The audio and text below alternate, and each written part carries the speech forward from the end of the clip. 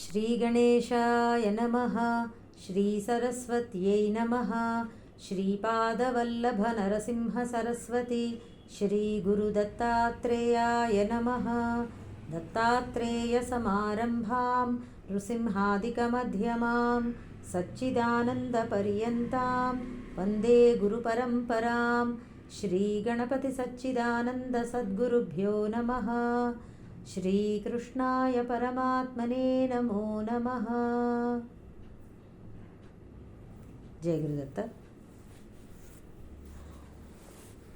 మనం నిన్నటి రోజున 34వ శ్లోకం చెప్పుకుంటున్నాము. తద్విద్ధి ప్రణిపాతేన పరిప్రశ్నేన సేవయ ఉపదేక్ష్యంతి తే జ్ఞానం జ్ఞానిన తత్వదర్శినః.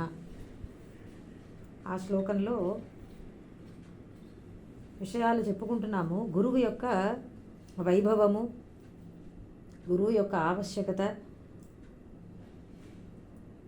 అలాగే ఎందుకు అవసరము గురువు, శిష్యుడికి ఉండవలసినటువంటి లక్షణాలు, ఎలా గురువును సమీపించి ఆశ్రయించాలి అని ఈ శ్లోక వివరణలో భాగంగా చెప్పుకుంటూ వస్తున్నాము. ప్రణిపాతము అంటే అహంకార సమర్పణ, వినయ విధేయతలని చెప్పుకోవడం, చాటి చెప్పుకోవడము. అలాగే పరిప్రశ్న, వినయపూర్వకంగా ప్రశ్నించడము. అలాగే ఇంకా మూడవది సేవయ, ఆ గురువుకి తన చేతనైనంత సేవ చేయడము. ఆ ఉపదేశాన్ని బోధించినందుకు గాను ఆయనకి అసౌకర్యంగా ఉన్నటువంటివి ఏదైనా తన వీలైనప్పుడు తాను తొలగిస్తూ ఉండేటటువంటి ప్రయత్నము చేయడము. ఇది సేవ కిందకి వస్తుంది. అంతేకాదు ఆ గురువు చెప్పినట్లుగా నడుచుకోవడం, అదే ఆయనకి మనం చేసేటటువంటి పెద్ద సేవ. వీటి గురించి చెప్పుకుని కొన్ని కథలు కూడా ఒక్కొక్క దానికి చెప్పుకోవడం జరిగింది. ఇక్కడ ఒకటి అప్పుడు ఇక తర్వాత విషయాలు, ఇంకొన్ని విషయాలు మిగిలాయండి, అది చెప్తాను. అప్పుడు వాళ్ళు ఆయన ఉపదేశిస్తారు అని చెప్పారు. ఉపదేక్ష్యంతి తే జ్ఞానం, నీకు ఆ జ్ఞానాన్ని ఆ గురువులు ఉపదేశిస్తారు, ఆత్మవిద్యను అన్నమాట. ఎప్పుడు ఉపదేశిస్తారండి? ఎంతకాలము ఈ శుశ్రూష చేయాలి, సేవ కానీ ఏదో ఒకటి అంటే దానికి ఏమన్నారంటే శిష్యుడి యొక్క అర్హతను బట్టి ఆ సమయాన్ని చూసుకుని గురువుగారు బోధిస్తారు అని. అది కొంచెము తొందరగా అవ్వచ్చు ఉత్తమ శిష్యుడైతే, లేదా చాలా దీర్ఘకాలం కూడా పట్టవచ్చు. ఆ అర్హత పూర్తిగా కలగకుండా మాత్రము ఈ ఈ బ్రహ్మ విద్య అనేటటువంటిది బోధించరండి. ఇంకా మిగతా ఎందులోనైనా మనకి రిజర్వేషన్ సిస్టమ్ పనిచేస్తుందేమో తప్ప ఈ బ్రహ్మ విద్యలో మాత్రము షార్ట్ కట్స్, రిజర్వేషన్ సిస్టమ్స్ ఏమీ లేవండి. నేను చాలా పెద్ద వయసు అయిపోయిందండి, నాకు ఏదన్నా తొందరగా చెప్పేస్తారా అని మనం ప్రార్థించినా అది అటువంటి ఇవి చెల్లవన్నమాట. There is no shortcut. మనము దానికి అందులోనూ ఇంకొకటి ఏమిటంటే అర్హత, ఆ యోగ్యత అనేటటువంటిది ఒక ఎంట్రన్స్ టెస్ట్గా మనం భావించామనుకోండి, పాస్ మార్కులు సరిపోవండి. 100కి 100 వచ్చే వరకు మనకు అర్హత రానట్టే. 100కి 100 తెచ్చుకోవాలి. అన్నీ కంప్లీట్గా మనం చేయవలసినటువంటి ఆ సాధకుడికి ఉండవలసినటువంటి లక్షణాలు అన్నీ కూడా మనం సంపాదించుకున్నప్పుడే పరిపూర్ణంగా బ్రహ్మ విద్య మనకి బోధపడుతుంది. అంతవరకు గురువులు చెప్తూనే ఉంటారు, మనకి మాత్రం బోధపడదండి. అక్కడ అది ప్రాబ్లం ఏంటంటే, పోనీ గురువులు చెప్పడానికి సిద్ధంగా ఉన్నా కానీ కూడా మనకి ఆ పరిపక్వత రానంతసేపు మనకి మాత్రము అది బోధపడదు. దీన్ని ఒక చిన్న ఆఖ్యాయిక చెప్పుకుందాము. సత్యకాముడు అనేటటువంటి గురువుకి ఒక శిష్యుడు ఉండేవాడట. చాలామంది శిష్యుల్లో ఒకడు ఉపకోసలుడు అనేటటువంటి ఒక శిష్యుడు. అయితే ఈ ఉపకోసలుడు ఎంతో వినయ విధేయతలతో, భక్తి శ్రద్ధలతో ఆయన సేవ చేస్తూ ఉండేవాడు. ఆశ్రమంలో అన్నీ నేర్చుకుంటూ ఉన్నాడు. గురువుగారు ఆయనలో గమనించారు, ఇతనికి చక్కటి బ్రహ్మ విద్య అబ్బేటటువంటి లక్షణాలు ఉన్నాయి, మంచి వివేక వైరాగ్యాలు ఉన్నాయి అని గమనించారట. గమనించి అయితే కొంచెం సాధన చెయ్యాలి కదా, చెప్పాను కదా ఇప్పుడే, పరిపక్వత రావాలి. దానికోసమని ఆయన ఏమీ మామూలుగా అలా చెప్పకుండా ఆయన యొక్క ఆశ్రమంలో అగ్నిహోత్రాన్ని అగ్నిహోత్రశాలకు ఇతన్ని నియమించారనమాట. నువ్వు అక్కడ పని చేస్తూ ఉండు అని చెప్పి. ఈయన ప్రతి దినము ఈ ఉపకోసలుడు ఆ అగ్నిహోత్రాలని వాటికి తగినంత అది పూజ, దానికి ఆ అగ్నిహోత్ర కార్యక్రమం ఒకటి ఉంటుంది కదా, అది ప్రతిరోజు చేస్తూ ఉండేవాడు ఆయన. చాలా భక్తి శ్రద్ధలతో ఆ అగ్నిహోత్రాన్ని ఆయన కాపాడుతూ చేయవలసినటువంటి అక్రతువు కార్యక్రమం ప్రతిరోజు చేస్తూ ఉండేవాడు. గురువు గారు ఎన్నో ఊర్లు వెళ్ళిపోతూ ఉండేవారట శిష్యులందరితో కలిసి. ఈతను మాత్రం ఇక్కడే ఉండే చూస్తూ ఉండేవాడు. చాలా కాలమైంది, 12 సంవత్సరాలు గడిచిపోయింది అలాగా. మిగిలిన శిష్యులందరికీ ఆయన పంపించేశారు, వాళ్ళ వాళ్ళ ఇళ్ళకి పంపించేశారు. నీ చదువు పూర్తయింది అని చెప్పేసి. మనకి ఇక్కడ గ్రాడ్యుయేషన్ అంటారు కదా, అట్లా అయిపోయింది. అయితే ఉపకోసలుడికి మాత్రము అలాగే ఉండిపోయాడు ఆయన. ఈయనకి ఎంతో బెంగ పట్టుకుంది. ఇక చుట్టుపక్కల వాళ్ళు అందరూ చెప్పడం ప్రారంభించారు, ఏమిటి ఇతను ఒక్కడే ఉండిపోయాడు ఇలాగా, ఇతనేం కొంచెం ఏమీ సరిగ్గా ఏమీ తెలియదేమో, విద్య రాలేదేమో, అందుకే పాపం గురువుగారు ఇలా ఉంచారేమో అని ఎంతో బాధపడుతూ అందరూ అంటూ ఉంటే ఇతనికి కూడా ఎంతో బాధేసింది. అయ్యో, నా తోటి విద్యార్థులు అందరూ వెళ్ళిపోయారు, నేను ఒక్కడనే మిగిలిపోయాను, ఏమిటి ఇలా అయింది నాకు అని చెప్పి ఎంతో బాధపడుతూ ఉండేవాడు. ప్రతిదినము అలా అగ్నిహోత్రం దగ్గర కూర్చోవడం, ఆయన చేయవలసిన కర్మ చేయడము, అలా కూర్చొని ఉండేవాడు ఆయన బాధపడుతూ. ఆ గురుపత్ని కూడా, ఆవిడ కూడా పాపం, నాయన నువ్వేమిటి రోజు రోజుకి దిగాలు పడిపోతున్నావు, ఏమవుతోంది, నువ్వు బాధపడకు, నీకు చెప్తానులే, నీ తరపున నేను గురువు గారితో మాట్లాడతానులే అని పాపం ఆవిడ కూడా, గురుపత్ని తల్లి ఆవిడ కూడా అన్నగా, పర్వాలేదమ్మా, నేను బాగానే ఉన్నాను అని చెప్పి పాపం అతను అట్లా ఏదో సర్దిపెట్టి అలా ఉంటూ ఉండేవాడు. ఈ గురుపత్ని ఎన్నోసార్లు భర్తతో కూడా చెప్పింది, మీరు ఇలా వదిలేసారు ఇతన్ని, ఏంటి ఏదో ఒకటి ఉద్ధరించండి అని చెప్పి. ఆ గురువుగారు మౌనంగా ఉండిపోతూ ఉండేవారు, ఏం చేసేవారు కాదు. ఒకసారి ఇలాగే మళ్ళీ ఏదో ఒక వేరే ఊరు వెళ్ళవలసిన అవసరం వచ్చి గురువుగారు వెళ్ళిపోయారు. ఉపకౌశలుడు ఒక్కడే ఉండిపోయాడు. మళ్ళీ చాలా బాధపడుతున్నాడు. ఇక ఉపవాస దీక్ష కూడా ప్రారంభించాడు. ఇక ఆయనకి అంత బాధలో ఆహారం కూడా స్వీకరించాలని అనిపించలేదు. ఆ గురుపత్ని ఎంత నచ్చజెప్పినా పాపం ఏమీ తీసుకోవడం మానేసి అలాగే ఉండిపోయాడు. ఒక 2-3 రోజులు అయ్యాక అతని యొక్క దీక్ష, ఆ తపన, తనకి చేయవలసిన బోధ ఇంకా అందలేదే అనేటటువంటి తపన చూసి అగ్నిదేవతలు జాలిపడ్డారట. అగ్నిదేవుడు జాలిపడి ఆయన ప్రత్యక్షమయ్యి ఉపకోశలుడికి ఆత్మవిద్యను బోధించి కొంచెము చెప్పి, మిగిలింది మీ గురువుగారు చెప్తారులే అని చెప్పి వాళ్ళు అయిపోయేటప్పటికీ మొన్నాడే గురువుగారు వెంటనే తిరిగి వచ్చి, ఆయనకి తెలుసు కదా, ఆయన సర్వజ్ఞుడు, నీకు అగ్నిదేవతలు బోధించారు కదా అని చెప్పి ప్రశ్నించగా, ఉపకౌశలుడు, అవును గురుగారు, నాకు ఇట్లా ఆయన బోధించారు, వాళ్ళు వచ్చి బోధించారు, మిగిలినది మీ దగ్గర నేను మీ యొక్క అనుమతి అయితే మీరు నాకు బోధించండి అని చెప్పగా, ఎంతో సంతోషంతో ఆ గురువుగారు ఉపకౌశలుడికి పూర్ణంగా బ్రహ్మ విద్యను బోధించారట. ఇక్కడ ఏమిటంటే ఆ గురువుగారి యొక్క కృప వలన ఆయనని అలాగే ఉంచాడు.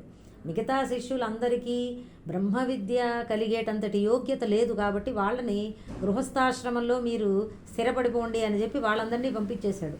కానీ ఇతడికి మాత్రము బ్రహ్మ విద్య కలిగేటటువంటి ఆ స్థితి ఉన్నది కాబట్టి ఆ సాధన అలా చేస్తూ ఉన్నాడు కనుక ఇతడిని అలాగే ఉంచి పూర్ణంగా అర్హత వచ్చే వరకు వేచి ఉండి అలాగే అగ్నిదేవత ద్వారా ఆయనకి ఆ బోధన ఇప్పించారు.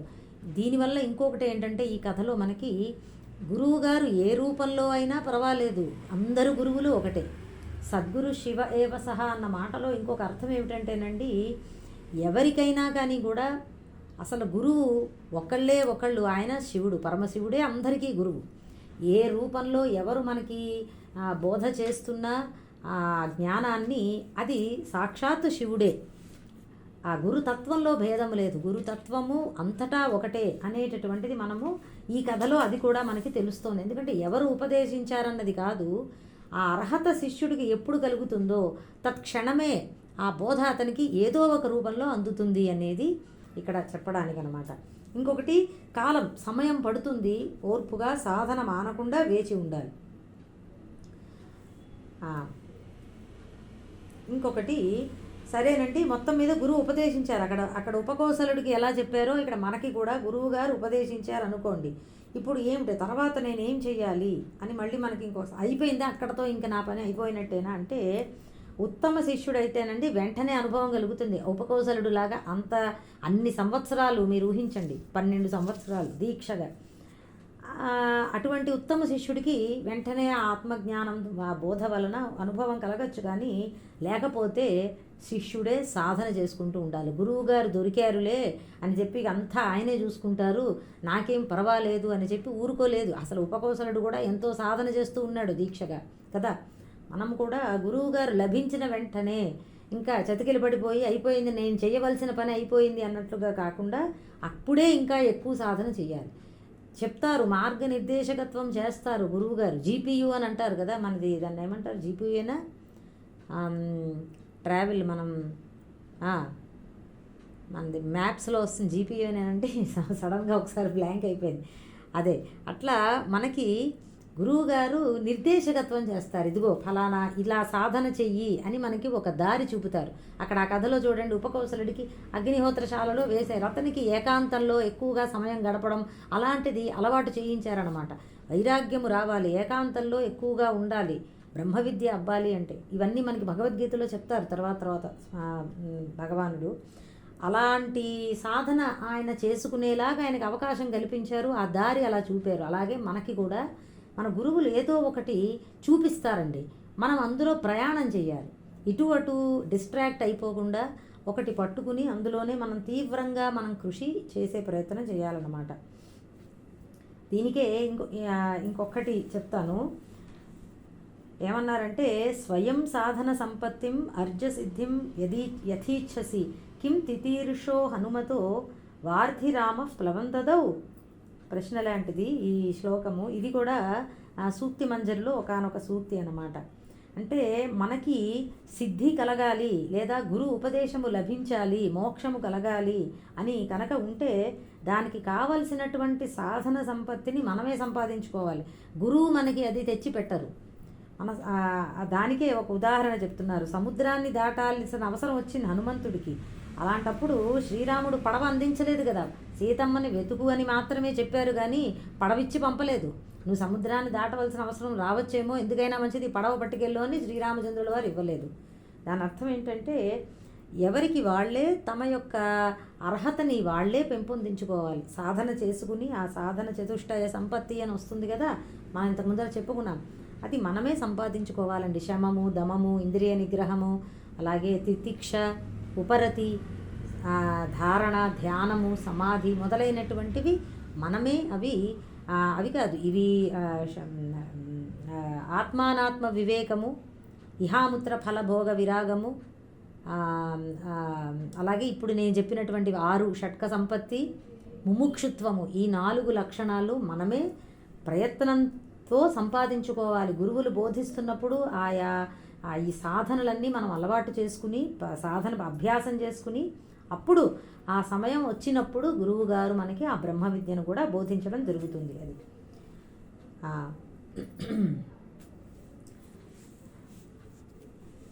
ఇక ఐ థింక్ మనం చాలా మటుకు చాలా విశేషాలు ఈ గురువు తత్వము గురించి, మనము సాధకుడికి శిష్యుడికి ఉండవలసినటువంటి లక్షణాలు ఇవన్నీ కూడా మనం ఈ శ్లోకాన్ని పురస్కరించుకుని ఎక్కువగానే వివరించుకున్నామండి. ఇక నెక్స్ట్ శ్లోకానికి వెళదాం. ఒక్క మాట ఇంకొక్కటి చెప్పేసి, మనకి హనుమాన్ చాలీసాలో వస్తుంది మొట్టమొదట, శ్రీ గురు చరణ సరోజ రజ నిజమన ముకుర సుధారి అని చెప్పి. అంటే ఆయన చెప్తున్నారు గురు వైభవాన్ని హనుమాన్ చాలీసాలో ప్రారంభంలో చెప్పారు తులసీదాస్ గారు. ఆ గురు పాదముల యొక్క ఆ పాద పద్మముల యొక్క ధూళి అది మన యొక్క నిజ మన ముకుర సుధారి, మన యొక్క మనస్సు అనేటటువంటి అద్దాన్ని శుభ్రం చేసేదిట. ఆ పాదధూళి, గురుపాద ధూళి శిష్యుడి యొక్క మనస్సుల అనేటటువంటి అద్దాలని శుభ్రం చేస్తుంది అని చెప్పి ఎంత చక్కటి భావమో చూడండి. ఇది ఎప్పుడూ మనం గుర్తుపెట్టుకోవాలి. గురువులను అందుకే సరే నాకు గురువు గారు లభించారండి, సాధన మార్గం చూపించారు, ఇక నేను అయిపోయింది, నేను ఇంకా నా పని నేను చేసుకోవచ్చా అంటే అలా కూడదు అని చెప్పారు. గురువు గారు జీవించి ఉన్నంత కాలము కూడా ఆ గురువుని ఎప్పటికప్పుడు వెళ్ళి ఆ గురువు గారిని ఒకసారి దర్శించుకోవడము, చేతనైన సేవ చేయడము అది తప్పకుండా మనం చేయాలండి. ఇది అందరి శిష్యుల యొక్క కర్తవ్యం. మన పని అయిపోయింది, మనకి బోధ అయిపోయింది, నేను సాధన చేసేసుకుంటున్నాను ఇంకా చాలా అంటే చాలదు. తప్పకుండా గురువు గారి దర్శనం చేస్తూనే ఉండాలి. ఎందుకంటే ఎప్పటికప్పుడు మన మనస్సు ఎలాంటిదంటే నాచుపడుతుంది చూసారా, అలాంటిదండి. ఎప్పుడూ మనం సంసారంలో మునిగి ఉన్నాం. నీళ్లలో కదలకుండా ఉన్నటువంటి రాయికి నాచుపడుతుంది కదా, అలా మనం ఎప్పుడు సంసారంలోనే ఉంటున్నాం. మనకి ఎప్పటికప్పుడు మనస్సులో తగులుకుంటూ ఉంటాయి మళ్ళీ మళ్ళీ రాగద్వేషాలు కానీ, జీవిత సుఖదుఖాలు కానీ ఏదో ఒకటి తగులుకుంటూ ఉంటాయండి. ఇది మళ్ళీ ఇంకొకసారి మనం ఆ గురువు గారిని దర్శనం చేసుకుంటున్నప్పుడు ఇదిగో అవి శుద్ధమైపోతూ ఉంటాయి. కొంతకాలం మళ్ళీ వెళుతూ ఉండాలి, మళ్ళీ ఆ శుద్ధి చేసుకుంటూ ఉండాలి, మళ్ళీ వస్తూ ఉండాలి. ఇది నిరంతరము జీవించి ఉన్నంతకాలము జరుగుతూనే ఉండాలి. గురువు యొక్క ఆవశ్యకత ఎంతకాలము అని అన్నారు. ఆత్మజ్ఞాని సాక్షాత్ జీవన్ముక్తుడే అయిపోయినా కానీ కూడా గురువు గారిని మాత్రం ఎప్పటికీ శిష్యుడు ఆయన సేవిస్తూనే ఉండాలి అని అన్నారండి. తల్లిదండ్రులు మామూలుగా దేహాన్ని మనకి ఇస్తారు, గురువు గారు మనకి దేహమే మళ్ళీ ఎత్తవలసిన అవసరం లేనటువంటి స్థితికి తీసుకెళ్తారు. ఎంతటి మహిమో చూడండి. గురువు గారిని ఆ ప్రశ్నోపనిషత్తులో ఆ శిష్యులు, నిన్న చెప్పాను చూసారా, పిప్పలాదుడు అనే గురువు దగ్గరికి శిష్యులు వెళ్ళారు కొంతమంది అని చెప్పి. వారు అంటారు, మీరు మాకు జన్మనిచ్చినటువంటి తండ్రి గారి కన్నా ఎక్కువ అండి.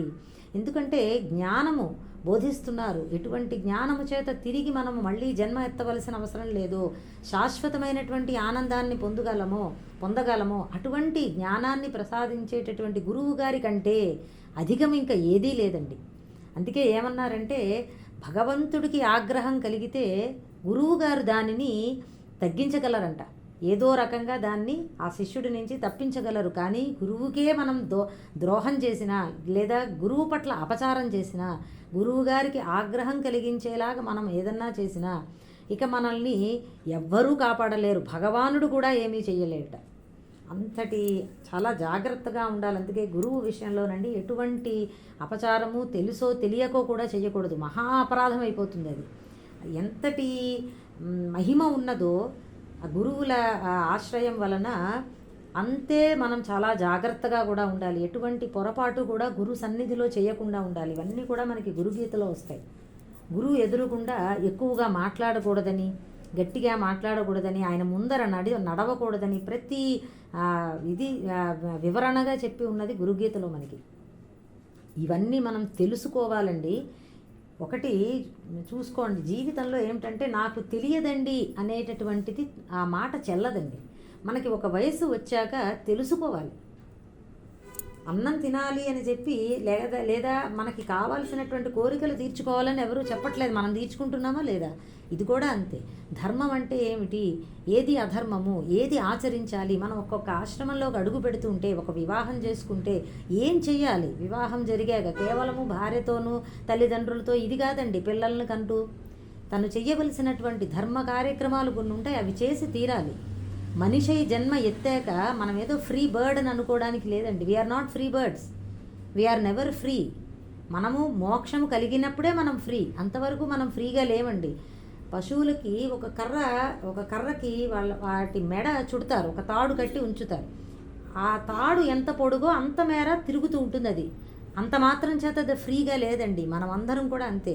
మనము జన్మించాము అంటేనే మనము కట్టుబడి ఈ యొక్క సృష్టి చక్రంలో మనము కట్టుబడి అందులో తిరుగుతూ మనం జన్మించాము. అవునా? సృష్టి చక్రం గురించి చెప్పుకున్నాం. మనం ఇష్టం వచ్చినట్టు మనం జీవించే అధికారం మనకి లేదు. ఈ జన్మ ఎత్తినందుకు వీఆర్ ఇండెటెడ్. మనకి ఒక ఇది ఉన్నది. అదేంటండి, మరి నా పూర్వజన్మ సుకృతం వల్లే నాకు కలిగింది కదా. అసలు అక్కడే మనం బంధంలోనే ఉండే మనం జన్మించాము. అదే చెప్తున్నాను, ఆ తాడే ఫ్రీడమ్. పూర్వజన్మ సుకృతం ఆ తాడు ఎంత పొడుగుంటే అంతవరకే.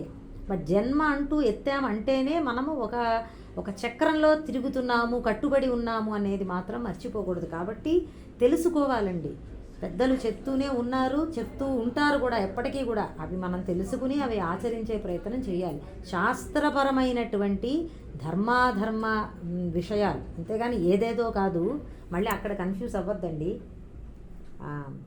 ఇది ఈ గురువు గారి గురించినటువంటి, గురువుల్ని ఎలా శిష్యుడు ఆశ్రయించి ఆ జ్ఞానాన్ని పొందాలి అని భగవానుడు ఇక్కడ భగవద్గీతలో చెప్పారు. మనందరికీ అండి. ఎందుకంటే అక్కడ అర్జునుడికి ఆయనే గురువు, కానీ మానవాళి అందరికీ కూడా ఇది తెలియాలి అన్నట్లుగా ఈ శ్లోకాన్ని మనకి అందించారు. అద్భుతమైనటువంటి శ్లోకము. ఎంతైనా చెప్పుకోవచ్చు, నేను ఇంకా చాలా తగ్గించాను. ఇప్పటికే చాలా సమయం దానికే కేటాయించడం అయ్యింది ఈ శ్లోకానికి అని చెప్పి. కానీ అవసరం అండి. గురువు లేకపోతే అసలు మనకి ఇంత ఇంత ఇలా మనము ఒక ఇలాంటి సత్సంగం అనేటటువంటిది మనకి జరిగేదే కాదు కదా. భగవద్గీత మనం ఇంత తెలుసుకోవడం జీవితంలో అసలు ఆ భగవద్గీత అంటే ఏమిటో మనకి ఒక 10 సంవత్సరాల క్రితం తెలియదండి. చాలా తక్కువ మందికి తెలుసు. అవును కదా. అలాంటిది ఇప్పుడు భగవద్గీత మనకి ఎంతటి మన జీవితాలని మార్చేస్తోంది. నాకు ఎంతోమంది ఎన్ని చెప్తూ ఉంటారో భగవద్గీత తర్వాత వారి జీవితం ఎలా మారింది అని. ఎంతో చక్కగా వాళ్ళ జీవితాన్ని గడుపుతున్నారు. సునాయాసంగా తేలికగా వైరాగ్య భావనతో చక్కటి సాధన చేసుకుంటూ ఎలా ఉండాలి అని భగవంతుడు చెప్పాడో ఎంతో కొంత అది తమ జీవితాలలో వాళ్ళు అభ్యాసం చేసుకునే ప్రయత్నం చేస్తూ, అప్పటికీ కొన్ని దోషాలు లోపాలు అవుతూ ఉంటాయండి, సహజం. అది ప్రయత్నం చేస్తూ ఉండాలి. సాధన it is a continuous process. సడన్గా ఒకప్పుడు నాకు కొంతమంది అప్పుడప్పుడు చెప్తూ ఉంటారు, ఒక మాట అంటూ ఉంటారండి, చాలా తప్పు మాట అది. మీరు భగవద్గీత చదువుతున్నారు కదా, ఇలా ఎందుకున్నారు అని అడుగుతారు. అదేమిటంటే ఆ ప్రశ్న ఏమిటంటే, భగవద్గీత చదివితే జ్ఞానులైపు వెంటనే జ్ఞానం వచ్చేస్తుందా?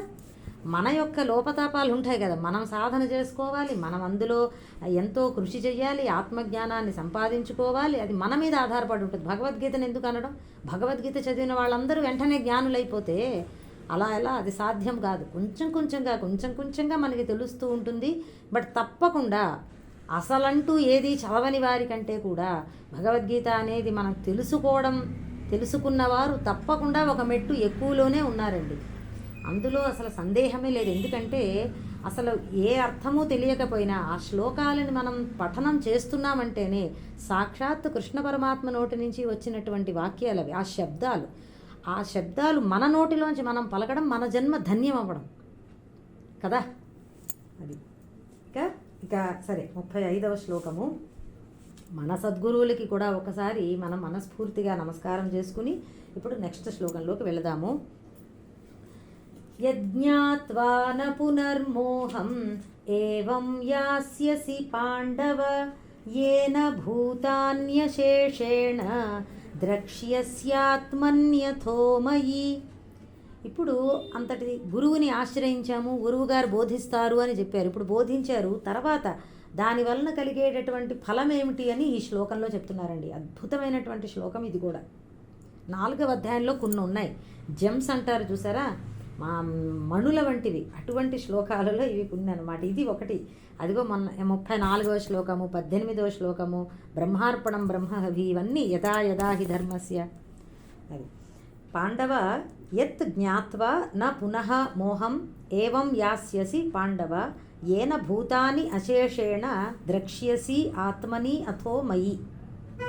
పాండవ యత్ జ్ఞాత్వా అంటే దేనిని తెలుసుకుని, పునః ఏవం మోహం నా యాస్యసి, పునః అంటే తిరిగి మళ్ళీ, ఏవం ఈ రకమైనటువంటి మోహం అజ్ఞానాన్ని పొందవో, నా యాస్యసి అంటే పొందవో, ఏన అలాగే ఏ జ్ఞానము చేత, అశేషేణ అంటే పూర్తిగాని.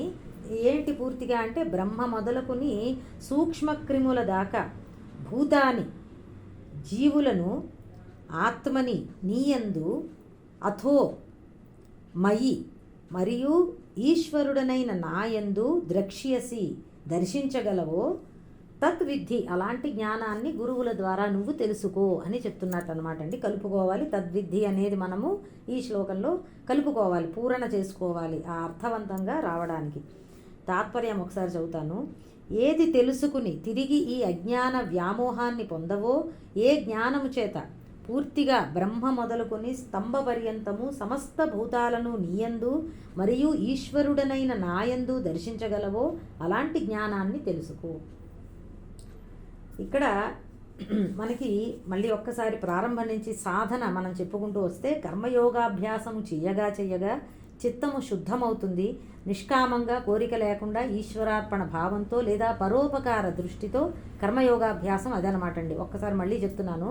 సమత్వ బుద్ధి రూపమైనటువంటి కర్మయోగాభ్యాసము. అది చేయగా చిత్తము శుద్ధమవుతుంది. మనస్సులో రాగద్వేషాలు కొంచెము శాంతపడతాయన్నమాట. అప్పుడు ఒక గురువు యొక్క ఆశ్రయం మనకి లభిస్తుంది. వారికి తగినటువంటి సేవలు చేయగా అక్కడ మళ్ళీ ఆ గురువు బోధ అందుకునేటంత అర్హత మనం సంపాదించుకున్నాక గురువు గారు మనకి బోధిస్తారు జ్ఞానాన్ని. ఆ బోధని మనం అందుకుని మనము మళ్ళా సాధన చేయగా అంటే దానినే శ్రవణము, గురుబోధ శ్రవణం అండి. దానిని మనం మనసులో మననం చేసుకుంటూ ఉండాలి. దాని సందేహాలు నివృత్తి చేసుకుంటూ ఉండాలి. మననం అంటే మననం ద్వారా సందేహాలు నివృత్తి అవుతాయండి. దాని గురించి మళ్ళీ మనం ఆలోచిస్తున్నాం అనుకోండి, ఏదన్నా సందేహాలు వస్తే దాన్ని మళ్ళీ నివృత్తి చేసుకోవాలి. ఒక సైక్లిక్ ప్రాసెస్ అవుతుంది. ఆ మననం చేసుకోగా అది చివరికి నిధిధ్యాసన కూడా జరిగాక, నిధిధ్యాసన అంటే కాన్స్టెంట్ కంటెంప్లేషన్, ఇంకా అందులోనే ఉండిపోవడం అన్నమాట అండి. ఆ స్థితిలోనే అప్పుడు మనకి జ్ఞానము ఉదయిస్తుంది. అసలు ఈ జ్ఞాన సాధన, జ్ఞానం ఉదయించక ముందర స్థితి ఏమిటి అంటే ఆ గురు బోధని అందుకున్నాక సాధన, దాని వలన ఏం జరుగుతుంది అనేది ఒక 2 ఇక్కడ చెప్పారు మనకి. నా పునర్మోహం అని ఒకటి, ద్రక్ష్యసి ఆత్మని అథోమయ్యది, రెండు జరుగుతాయండి. అజ్ఞానము సంపూర్ణంగా నిర్మూలన అవుతుంది. మళ్ళీ ఎప్పటికీ అది తిరిగి రాదు. మళ్ళీ వచ్చేస్తుందేమో అనండి, నేను మర్చిపోతానేమో అనేది ఎప్పటికీ లేదండి. అది ఎందుకో తెలుస్తుంది. అజ్ఞానం నిర్మూలనం అవ్వడము, అలాగే మనకి ఆత్మస్వరూపము మనకి సాక్షాత్కరించడము 2 అవుతాయి ఫలితాలు అన్నమాట. గురుబోధ వలన కలిగేటటువంటి ఫలం అది 2. అజ్ఞాన నిర్మూలనము, ఆత్మ సాక్షాత్కారము. ఈ అజ్ఞానం ఏమిటంటే 2 రకాలుగా పనిచేస్తూ ఉంటుంది. అందులో అజ్ఞానంలో 2 శక్తులు కలయిక అజ్ఞానము అని చెప్తారు. ఆవరణ శక్తి, విక్షేప శక్తి అండి. ఇవి మనం ప్రారంభంలో ఒకసారి చెప్పాను చూసారా, 3 గుణములలో శుద్ధ సత్వగుణము అది మంచిది, అది ఉండవలసినటువంటి లక్షణం. దానితో పాటు ఎప్పుడైతే రజస్తమో గుణములు కలుస్తాయో అప్పుడు అజ్ఞానము మనకి వస్తుంది అని ప్రారంభంలో మనం ఆ సృష్టి గురించి చెప్పుకున్నప్పుడు ఐ థింక్ 3వ అధ్యాయంలోనే ఎక్కడో చెప్పాను. ఈ అజ్ఞానంలో ఈ రజస్తమో గుణాలు కలిసి ఉంటాయన్నమాట. వాటి మిశ్రమమే అజ్ఞానం. అందులో రజోగుణం ఏం చేస్తుందంటే విక్షేపాన్ని కలిగిస్తుంది, తమో గుణము ఆవరణాన్ని కలిగిస్తుంది. ఏమిటండి ఆవరణ విక్షేపము అంటే? ఆవరణ అంటే ఏంటంటే కాంట్రాక్ట్ చేస్తుంది. మనకి సర్వత్రా ఉన్నటువంటి ఆత్మని నేను అని తెలియకపోవడము, అది ఆవరణ. తెలియకుండా చేస్తుంది మనకి. దాని వలన మనకి ఈ ఉపాధినే మనం చూస్తాము. ఈ శరీరం వరకే నేనున్నాను అనేటటువంటి పరిమితత్వాన్ని మనకి కల్పిస్తుంది. ఆవరణ అంటే అదండి, కప్పి ఉంచుతుంది. మన అసలు స్వరూపాన్ని పూర్తిగా మనకి చూపట్లే, కప్పి ఉంచుతుంది. మనకు కొంచెమే మనకి తెలిసేలాగా చేస్తోంది. అది ఆవరణ శక్తి చేసేటటువంటి పని, ఆవరిస్తుందన్నమాట. కప్పి ఉంచడం అర్థమైంది కదండి. అలాగా విక్షేపం ఏం చేస్తుందంటే ఎప్పుడైతే ఇలా ఆవరించాక మన యొక్క పూర్ణమైనటువంటి తత్వం మనకి కనిపించట్లేదో, మనం తెలియకున్నామో, కనిపించట్లేదు అంటే తెలియట్లేదో, అప్పుడు విక్షేప శక్తి తన పని అది చేస్తుంది. అదేం చేస్తుందంటే నాకంటే భిన్నంగా నాకు ఈ జగత్తు అంతా కనిపిస్తున్నది, అందులో నాకు కావాలి అని మనకి కామనలు బయలుదేరుతాయండి. విక్షేపం అంటే డిస్ట్రాక్షన్. కంటిన్యూస్గా మనకి ఏదో ఒక దాని నుంచి మనకి అది కావాలి, ఇది కావాలి, అది చెయ్యాలి, ఇది చెయ్యాలి, ఏదో ఒక రూపంగా డిస్ట్రాక్ట్ అవుతూ ఉంటాం మనం. ఆ విక్షేపము అది మనకి చేస్తుంది. దానివలన ఈ 2 కలిపి కలవడం వలన ఏం జరుగుతుందంటే మనిషి పూర్తిగా ఆ అజ్ఞానంలో కూరుకుపోతాడు. ఎప్పటికీ కూడా తన స్వరూపం ఏమిటో తను తెలుసుకోలేనటువంటి స్థితిలోకి మనం వెళ్ళిపోతున్నాం అన్నమాట అండి. జన్మలు గడిచిపోతున్నాయి.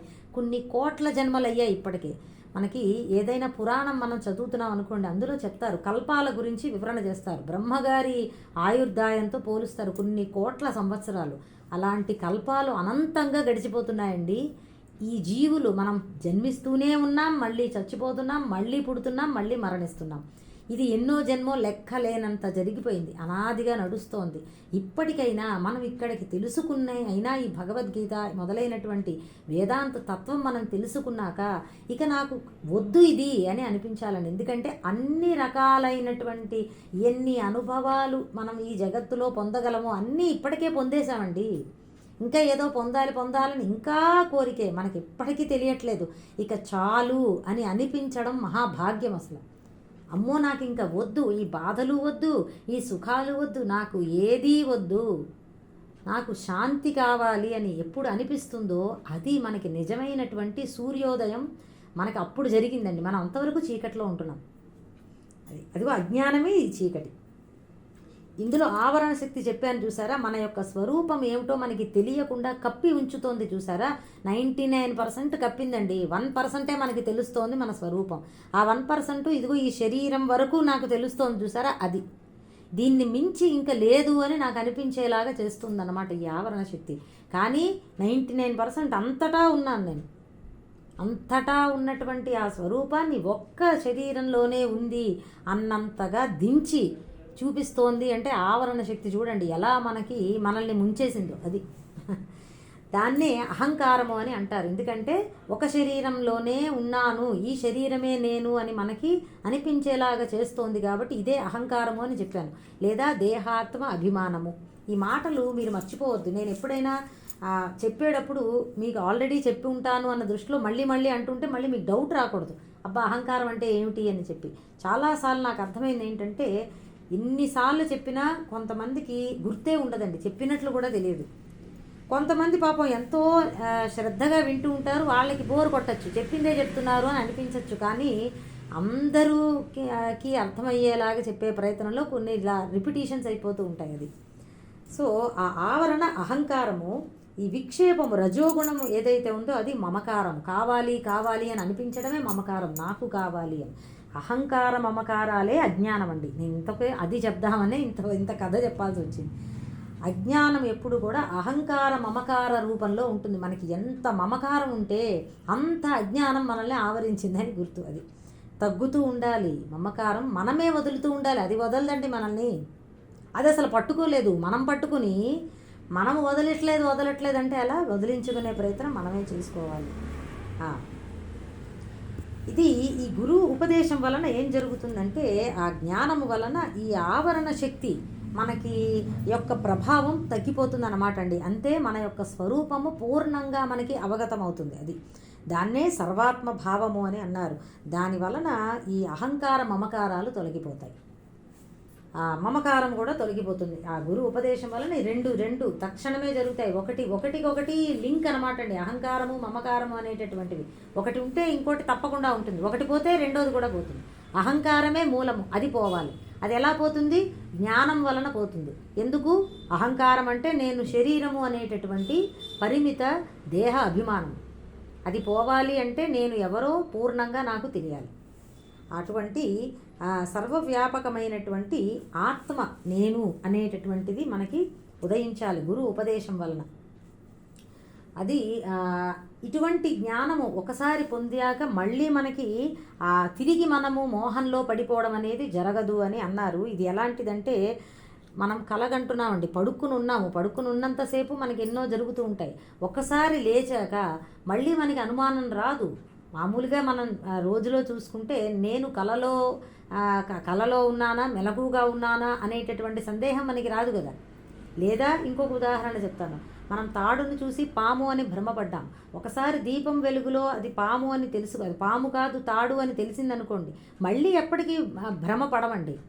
ఆ తాడును చూసి ఇది అవును, ఇది ఇక్కడ ఉన్నది, ఇది తాడే, ఇంత ముందర చూసుకున్నాను కదా అని అనిపిస్తుంది తప్ప మళ్ళీ ఎప్పటికీ అది పామా అనేటటువంటి భ్రమ మనకి కలగదు ఒకసారి తీరిపోయాక. అది ఇక్కడ చెప్పారన్నమాట.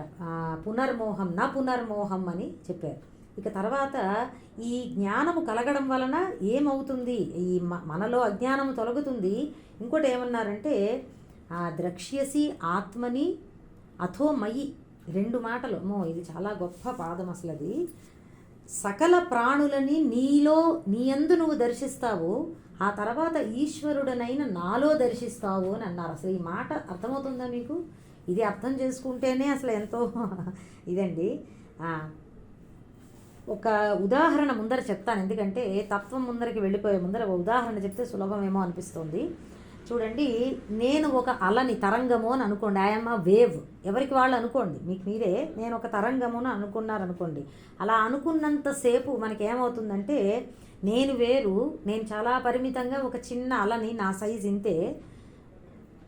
అలాగే నాలో అన్ని ప్రాణులు ఉండే అవకాశం ఎప్పటికీ లేదు. ఈ మాట ఇప్పుడు చెప్పారు చేసరిపరం, ఇది అసలు ఎప్పటికీ చెల్లదు. అలా ఎలా కుదురుతుంది? నేను ఒక చిన్న అలని, నాలో ఇతర అలలు కానీ పెద్ద సముద్రం కానీ నాలో ఉండేటటువంటి అవకాశమే లేదు అని మనకి అనిపిస్తుంది. ఎప్పుడు నేను ఒక అలని అని అనుకున్నంతసేపు. ఇప్పుడు ఒక స్టెప్ ముందరికి వెళ్ళి, అంటే ముందరికి వెళ్ళడం అంటే ఒక మెట్టు పైకి ఆలోచన చేసామనుకోండి, అలకి ఏది ఆధారంగా ఉన్నదో, అల అంతా కూడా ఏది నిండి ఉందో అది జలము. ఆ జలము నేను అని మనకి తెలిసిందనుకోండి, అలా తెలిస్తే ఏమవుతుందండి, ఇప్పుడు ఫస్ట్ స్టెప్ ఏంటంటే, ఓకే అల అంటే జస్ట్ ఒక రూపమే, నిజానికి అల ఏదో కాదు జలమే, అలంతా ఉన్నది జలమే. కాబట్టి అదే జలము మరి ఇతర అలలలో కూడా ఉన్నది, అన్ని అలలలోనూ ఉన్నది ఒకటే ఒకటే జలం, అవునా? సముద్రమంతా ఉన్నది కూడా అదే జలం, సముద్రమంతా కూడా వ్యాపించి ఉన్నది ఒకటే నీరు. అసలు ఆ మాటకు వస్తే ఆ నీరులోనే అన్ని అలలు ఉన్నాయి, సముద్రమంతా కూడా నీరులోనే, నీరుగానే ఉన్నది, అవునా అండి? అక్కడ నీరు తప్ప వేరే ఏదీ లేదు, జలము తప్ప. ఇక అలా అని సముద్రం అని రెండు లేవు, జల రూపంగా అంతా ఒకటే అని మనకి తెలుస్తుంది. ఎప్పుడండి? నేను కనబడేటటువంటి రూపము నామరూపమైనటువంటి అలను కాదు, దాని సారమైనటువంటి జలముని నేను అని మనకి తెలిసినప్పుడు, అప్పుడు అదే జలము. ఇప్పుడు ఒక అల చచ్చిపోయింది, వచ్చింది మళ్ళీ వెళ్ళిపోయింది, అయితే అది నిజంగా ఏదన్నా అక్కడ మరణించిందా అంటే ఏది జరగలేదండి, ఎందుకంటే జలం అలాగే ఉన్నది. ఏది పోయింది అక్కడ? ఏం పోలే, మళ్ళీ ఇంకో అల వస్తుంది, పోయినదేమీ లేదు, జలంగా ఎప్పుడూ ఉన్నది. అలాగే అదే జలము అంతటా ఉన్నది, అన్ని అలలలోనూ అదే ఉన్నది. జలములోనే ఆ మాట, ఇంకొక మాట తిరగవేస్తే జలంలోనే అన్నీ ఉన్నాయి కదా. ఇది మళ్ళీ మళ్ళీ మీరు అనుకుంటూ ఉండాలి. అదేవిధంగా ఎప్పుడైతే మనకి ఈ గురువు ఉపదేశించినటువంటి జ్ఞాన బోధ వలన ఆత్మస్వరూపము నేను, శరీరము కాదు, ఈ శరీరానికి ఏది ఆధారంగా ఉన్నదో, మొత్తం మళ్ళీ ఇదే మాటలు మీరు అనుకుంటూ ఉండండి. ఈ శరీరం అంతటా కూడా ఏది వ్యాపించి ఉన్నదో, శరీరమే కాదు సర్వత్రా వ్యాపించి ఉన్నది అదే ఆత్మ, జలంలాగా అనమాట అండి. ఏ ఆత్మ నాలో ఉన్నదో అదే ఆత్మ అందరిలోనూ ఉన్నది. ఇక్కడ కేవలము ప్రాణులు అని అన్నారు, సకల ప్రాణులు, బ్రహ్మగారు మొదలుకొని మనం స్తంభ పర్యంతము అని, తోటకూర కాడ వరకు అని అంటారు, అది బ్రహ్మ మొదలుకొని స్తంభ పర్యంతము అని అంటారన్నమాట భాష్యంలో. దాని అర్థం ఏమిటంటే చరాచర జగత్తు మొత్తము కూడా ఇక ఏదీ వదలకుండా అంతటా కూడా అదే ఆత్మ ఉన్నది అని మనకి తెలుస్తుంది. ఆ మాటకు వస్తే ఈశ్వరుడు అని మళ్ళీ వేరే ఎవరో లేరు, ఇదే ఆత్మ ఈశ్వరుడుగాను ఉన్నది. మనం అలా సముద్రము, జలము మూడు ఎప్పుడు మర్చిపోకూడదు ఈ దృష్టాంతం. మీరు సముద్ర స్థానంలో ఈశ్వరుడు, జలస్థానంలో ఆత్మస్వరూపము, అలాగే అల స్థానంలో ప్రారంభ దశలో అజ్ఞాన దశలో మనము, శరీరముతో సంపర్కం ఉన్నటువంటి మనకి జ్ఞానము కలిగాక అదే నేను ఆత్మస్వరూపము జలమును కదా అని తెలుసుకుని ఆత్మ ఈశ్వర, జీవ ఈశ్వర ఏకత్వాన్ని, భేదాన్ని కాకుండా ఏకత్వాన్ని గుర్తిస్తుంది. జల రూపంగా నేను అదే జలము, సముద్ర రూపము అదే జలము, సముద్రంలోనూ అదే జలము, జీవ ఈశ్వరులకి భేదము లేదు అని తెలుస్తుంది. ఉపాధిని తీసేస్తే సారాన్ని పట్టుకోవాలి. సారం ఈ రెండిటిలోనూ జలమే. ఉపాధితో చూసినప్పుడు అవును చిన్న అలా పెద్ద సముద్రము, ఉపాధిని తీసేస్తే సారాన్ని పట్టుకుంటే, తీసేయడం అంటే సారాన్ని పట్టుకున్నప్పుడు రెండు ఒకటే అని మనకి తెలుస్తుంది అన్నమాట. అది ఈ శ్లోకంలో చెప్తున్నారు. నాలో అన్ని ప్రాణులను చూడడము, నీలో అన్ని ప్రాణులను చూస్తావు అంటే ఒక చిన్న అలలో అని కాదండి, అలకి మూలమైనటువంటి జలముగా తనను తాను తెలిసాక ఆ జలంలోనే అన్నీ ఉన్నాయి అని తెలుస్తుంది. అథోమయి, తర్వాత నన్ను కూడా చూస్తావు, ఈశ్వరుడనైన నన్ను కూడా దర్శిస్తావు అంటే ఇక్కడ పరమాత్మ సాక్షాత్తుగా తత్వమసి మహావాక్యాన్ని బోధిస్తున్నారండి. ద్రక్ష్యస్యాత్మని అథోమయి అనేటటువంటిది తత్వమసి అనే మహావాక్యము, నీవు అదే అయి ఉన్నావు అని. దాని గురించి చెప్తాను. ఆ వాక్యాన్ని ఇక్కడ చెప్తున్నారు. అందరినీ నీలోనూ, ఆ తరువాత ఈశ్వరుడనైన నాలోనూ దర్శిస్తావు అని.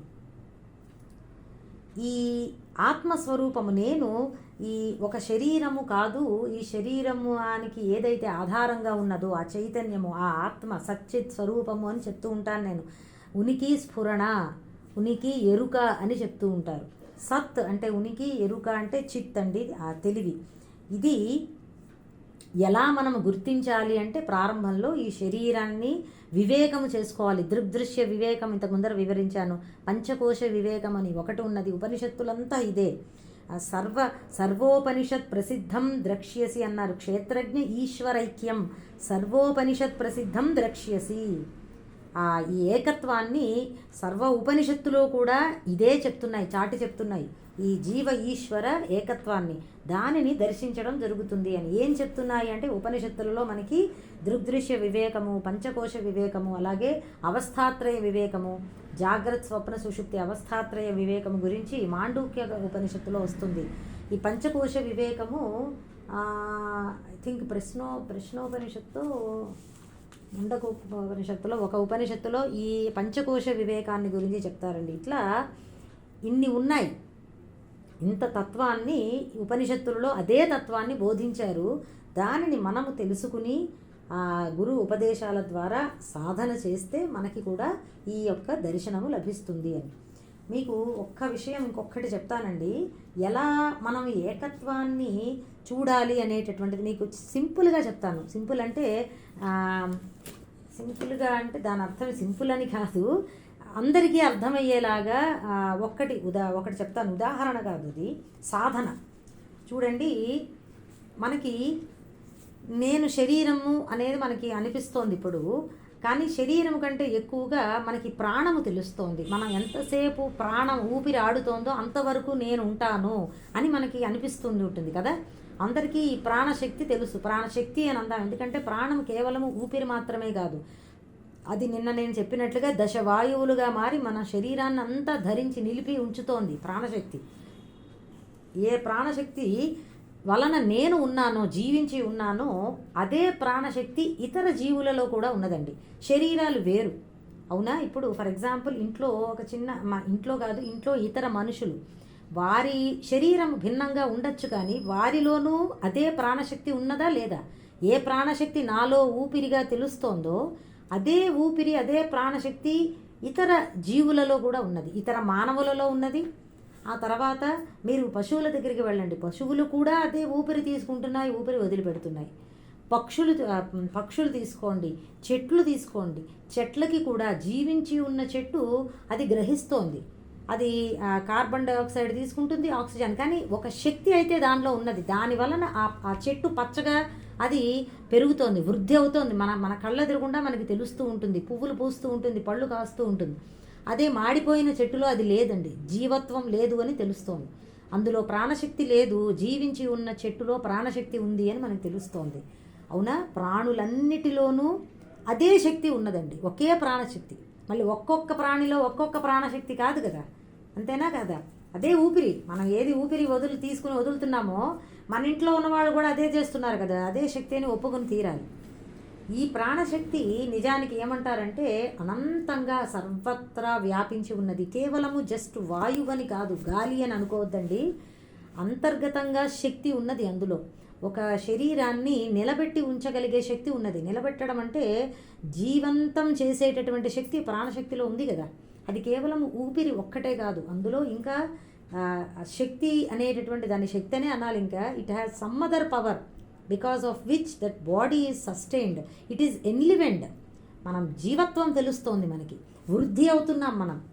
ఇంకా కేవలము జస్ట్ ఊపిరి మిక్స్చర్ ఆఫ్ గ్యాసెస్ అని మాత్రమే అనుకోవద్దు. మనకి సనాతన ధర్మంలో అన్నీ కూడా శక్తి తత్వంగా చెప్తారన్నమాట. కాబట్టి అదే ప్రాణశక్తి అంతటా ఉన్నదా లేదా అండి? ఇప్పుడు ఈ ప్రాణశక్తిని ఇప్పుడు నేను శరీరము కాదు, ఆ ప్రాణశక్తి నేను అని మనం అర్థం చేసుకోగలిగాం అనుకోండి. ఎందుకంటే నా శరీరంలో ఈ ప్రాణమే నేను అని మనకి చాలా గట్టిగా తెలుస్తోంది. ప్రాణం ఉన్నంతసేపే నేను ఉంటున్నాను అని చెప్పి, అవునా కాదా? అంటే మామూలుగా మన అజ్ఞాన దశలో చెప్పుకుంటే ఇదంతా ఆ ప్రాణశక్తి కేవలము శరీరమే కాదు, అందరిలోనూ ఉన్నది, సర్వత్రా ఉన్నది అని కూడా మనం ఇప్పుడే చెప్పుకున్నాం. ఇప్పుడు ఆ ప్రాణశక్తి నేను అని మనకు అర్థమయ్యాక ఒక శరీరంలోకి మాత్రమే పరిమితం అవ్వట్లేదు అది. ఈ శరీరం పోతే ఇంకొక శరీరంలోకి అదే ప్రాణశక్తి ప్రవహిస్తుంది. ప్రాణశక్తి దృష్ట్యా మనం ఆ ప్రాణశక్తి స్థాయికి ఎదిగామనుకోండి, ఇక ఒక శరీరముతో మనకి ఆ తాదాత్మ్యత ఉండదు. ఈ శరీరం ఉన్నా పోయినా ప్రాణశక్తి ఎప్పుడూ ఉంటుంది కదా. జగత్తు ఉన్నంతసేపు ఆ ప్రాణశక్తి ఉంటుందన్నమాట. శరీర దృష్ట్యా మనకి ఈ జనన మరణాలు కానీ ఏదైనా ఉండొచ్చు, కానీ ఆ ప్రాణశక్తి సమష్టిగా అంతటా ఉన్నది ఆ శక్తిలోనే ఇన్ని ఉన్నాయి, అన్ని జీవులు ఆ శక్తిలోనే ఉన్నాయి, ఆ శక్తి వల్లనే ఉన్నాయి, ఆ శక్తినే ఆధారం చేసుకుని ఉన్నాయి. ప్రాణోపాసన అని చెప్పి మనకి ఉపనిషత్తులలో వస్తుందండి. అది కొంచెం చెప్పాను, ఎందుకంటే సరే ప్రాణము కంటే సూక్ష్మమైనటువంటిది ఆ తెలివి, ఎరుక. నేను ఎప్పుడు చెప్తూ ఉంటాను కదా, స్ఫురణ. అది ఇప్పుడు ఇదే మీరు అక్కడికి అప్లై చేయాలన్నమాట. అసలు మనం ప్రాణం కూడా కాదు, ఎందుకంటే ప్రాణాన్ని కూడా మనం దర్శించగలుగుతాం, మనకి తెలుస్తోంది నా ఊపిరి అని అంటున్నాం. మీకు జస్ట్ అసలు ఈ శరీర తాదాత్మ్యంలోంచి విడిపడడానికి నేను జస్ట్ ప్రాణశక్తిని ఉదాహరణగా తీసుకుని చెప్పాను, కానీ మనం ప్రాణశక్తి కాదండి. దానిని కూడా ఎవరైతే తెలుసుకుంటున్నారో ఆ సచ్చిత్ స్వరూపమైనటువంటి చైతన్యము నేను, సచ్చిదాత్మ అంటారు, సచ్చిదానంద స్వరూపము అని. సత్ చిత్ ఆనందం అండి, దాన్నే సచ్చిదానంద స్వరూపము అంటారు. ఆత్మ అంటే అదనమాట.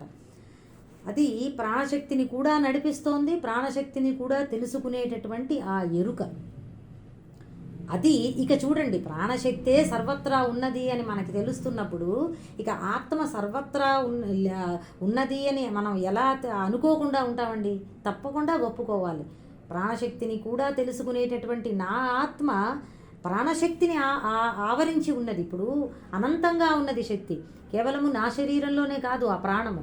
అటువంటి ప్రాణాన్ని నేను గుర్తించగలుగుతున్నాను అంటే నేను అనేటటువంటి ఆ ఆత్మ సర్వత్రా ఉన్నది, ప్రాణాన్ని అంతటా కూడా వ్యాపించి ఉన్నది. సర్వవ్యాపకమైన ప్రాణశక్తిని ఇంకా వ్యాపించి ఉన్నది అన్నమాట. అది అట్లా అర్థం చేసుకోవాలి సూక్ష్మంగా. కాబట్టి ఆ ఆత్మయందే అన్నీ ఉన్నాయి అనేది అలా అర్థమవుతుందండి. కేవలము నేను శరీరమే కదా, నాలో అన్నీ ఎలా ఉంటాయంటే అలా కాదు. శరీరము కాదు, మనము అశరీరం శరీరేషు అని ఎప్పుడు చెప్తూ ఉంటాను. నేను ఒకప్పుడు చెప్పాను, ఇప్పుడు కఠోపనిషత్తులో వస్తుంది అది. ఈ శరీరంలో అశరీరమైనది ఒకటి ఉన్నది అని చెప్తారు. అది మహాంతం విశ్వం, అది సర్వాన్ని వ్యాపించి ఉన్నది, అశరీరమైనటువంటిది, మార్పులు లేనటువంటి ఆ ఆత్మ నేను. ఆత్మ దృష్టితో చూసినప్పుడు నాలోనే అన్నీ ఉన్నాయి, నిరాకారంగా సర్వవ్యాపకంగా ఆకాశములాగా ఉన్నాను. అసలు శరీరము అంటే వాస్తవంలో మన శరీరము ఆకాశము అంటారు. మనము అని నేను ఎందుకు అంటున్నానంటే అటువంటి ఆత్మలు ఎన్నో ఉండడానికి వీలు లేదండి, ఒకటే ఆత్మ. మన అందరము ఒకే ఆత్మస్వరూపులం. భిన్నత్వం ఎక్కడొస్తోంది అంటే శరీరాలు బట్టి మనం తేడా చూస్తున్నాము. మనం ఆత్మస్థితికి వెళ్ళేటప్పుడు తేడా లేదండి. ఏ ఆత్మ నా జస్ట్ ఇందాక ప్రాణశక్తిని చెప్పినట్లుగా ఏ ఆత్మ నా యందు ఉన్నదో అదే అందరిలోనూ ఉన్నది, అదే సర్వత్రా ఉన్నది. అది ఇక్కడ చెప్తున్నారు. అటువంటి ఆత్మ దర్శనాన్ని మనకి చూపిస్తున్నారు. జీవ ఈశ్వర అభేద రూపంగా ఆ జ్ఞానం, ఇలాంటి జ్ఞానాన్ని నువ్వు గురు ఉపదేశం ద్వారా తెలుసుకో, పొందు అని కృష్ణ పరమాత్మ అర్జునుడికి బోధించారు. ఇక తర్వాత 36వ శ్లోకం. ఇక ఇక్కడి నుంచి తొందరగా నడిచిపోతుంది. జ్ఞానాన్ని కొంచెము జ్ఞానం యొక్క మహిమను చెప్తూ ఉంటారు. సరే, ఇంకొకటి ఈ శ్లోకంలో, ఈ 35వ శ్లోకంలో, ఈ తర్వాత రాబోయేటటువంటి శ్లోకాల్లో కూడా ఈ సర్వవ్యాపకమైనటువంటి ఆత్మతత్వాన్ని గురించి చాలా చోట్ల పరమాత్మ చెప్తూ ఉన్నారండి. 5వ అధ్యాయంలో ఒకటి వస్తుంది, నిర్దోషం హి సమం బ్రహ్మ అని చెప్పి.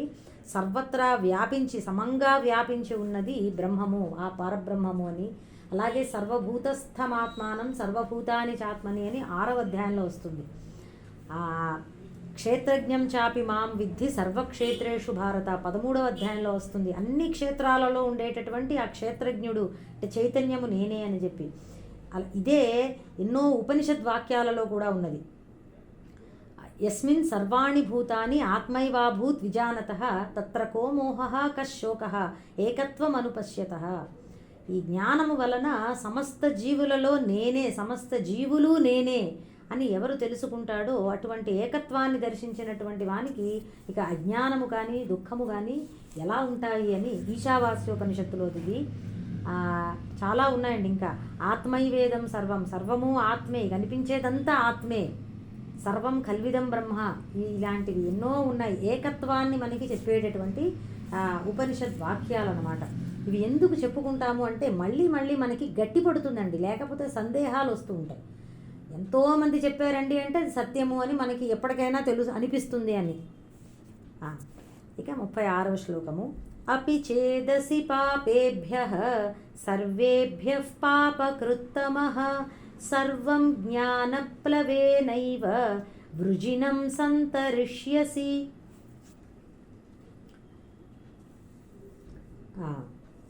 అపి చేత్ అసి పాపేభ్యః సర్వేభ్యః పాపకృత్తమః సర్వం జ్ఞానప్లవేన ఏవ వృజినం సంతరిష్యసి.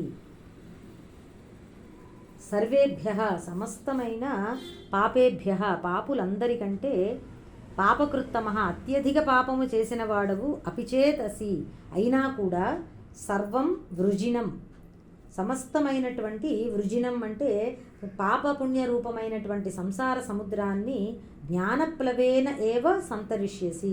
ఈ జ్ఞానము అనేటటువంటి నౌక చేత మాత్రమే దాటివేయగలవు. సంతరిష్యసి అంటే దాటిపోగలవు.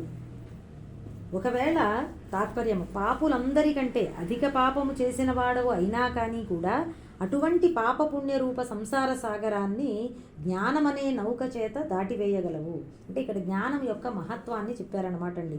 ఎంతటి పాపం చేసిన వాడైనా జ్ఞానం వలన సంసారాన్ని అధిగమించగలరు అని. అలా అని పాపాత్ములందరికీ జ్ఞానం వస్తుందని కాదు సుమండి, కేవలము జ్ఞానాన్ని స్తుతించడానికి ఇలాంటిది చెప్పారంతే. పాపాత్ముడైనా కానీ కూడా లభించవచ్చు, అర్హత అందరికీ సమానమే. కానీ చెయ్యవలసిన సాధన అందరూ చేసుకోవాలి. ఆ సాధన చేసుకున్నప్పుడు తప్పకుండా ఈ జ్ఞానానికి అర్హత లేదు అనేటటువంటి వారు లేరు. అది కూడా ఈ శ్లోకం ద్వారా మనకి తెలుస్తుంది. ఎంతటి పాపాత్ముల్లో అందరికంటే కూడా పాపాత్ముడు అయినా నువ్వు కనుక సరి అయినటువంటి సాధన చేస్తే మనందరికీ కూడా అటువంటి వారికి కూడా జ్ఞానము తప్పక లభిస్తుంది అని అలా కూడా చెప్తున్నారు. తర్వాత 37వ శ్లోకము. యథైధాంసి సమిద్ధోగ్నిః భస్మసాత్ కురుతేర్జున జ్ఞానాగ్నిః సర్వకర్మాణి భస్మసాత్ కురుతే తథా. యథా ఏధాంసి సమిద్ధః అగ్నిః భస్మసాత్ కురుతే అర్జున జ్ఞానాగ్నిః సర్వకర్మాణి భస్మసాత్ కురుతే తథా. అర్జున, సమిద్ధః అంటే బాగా ప్రజ్వలింప చేయబడిన అగ్ని ఏధాంసి అంటే కట్టెలండి. కట్టెలన్నిటినీ యథా ఏ విధంగా భస్మసాత్ కురుతే భస్మము చేస్తుందో తథా అదే విధంగా జ్ఞానాగ్ని పరమాత్మ జ్ఞానము అనేటటువంటి అగ్ని సర్వకర్మాణి భస్మసాత్ కురుతే పాపపుణ్య రూపమైనటువంటి సమస్త కర్మలను భస్మం చేసేస్తుంది. ఎందుకు ఇందాక శ్లోకంలో చెప్పారు కదా, అందరికంటే ఎక్కువ పాపము చేసిన వాడివైనా ఈ జ్ఞానం అనేది ఒక్కటి ఉంటే నువ్వు సంసార సాగరాన్ని దాటిపోగలవు అని చెప్పి అది ఎలాగో ఇక్కడ చెప్తున్నారు. పాపపుణ్యాలన్నిటినీ కూడా ఈ జ్ఞానము భస్మము చేయగలదు అని. అగ్ని ఎలా అయితే సమిధల్ని కాల్చి భస్మము చేసేస్తుందో అలాగా. తాత్పర్యం ఒకసారి చెబుతాను. బాగా ప్రజ్వలింపజేసిన అగ్ని ఏ విధంగా కట్టెలన్నిటినీ భస్మము చేస్తుందో అదేవిధంగా ఆత్మజ్ఞానం అనే అగ్ని పాపపుణ్య రూప సమస్త కర్మలను భస్మం చేసేస్తుంది. ఎందుకు అంటేనండి, జ్ఞానము ఈ కర్మలకి మూల బీజమైనటువంటి అవిద్య కామ కర్మ అని నేను ఎప్పుడు చెప్తూ ఉంటాను కదా. అవిద్య అన్న అజ్ఞానం అన్న ఒకటే. పై శ్లోకంలో అజ్ఞానం గురించి వివరణ చేశాను. అజ్ఞానం వలన విక్షేపము, కామనలు. ఆ కామనలే మనకి కర్మలకి సంకల్ప రూపంగా వెనకాతలు ఉంటాయి కామనలే. కాబట్టి ఈ కర్మలకి మూల బీజమైనటువంటి అజ్ఞానాన్ని జ్ఞానము నశింపజేస్తుంది.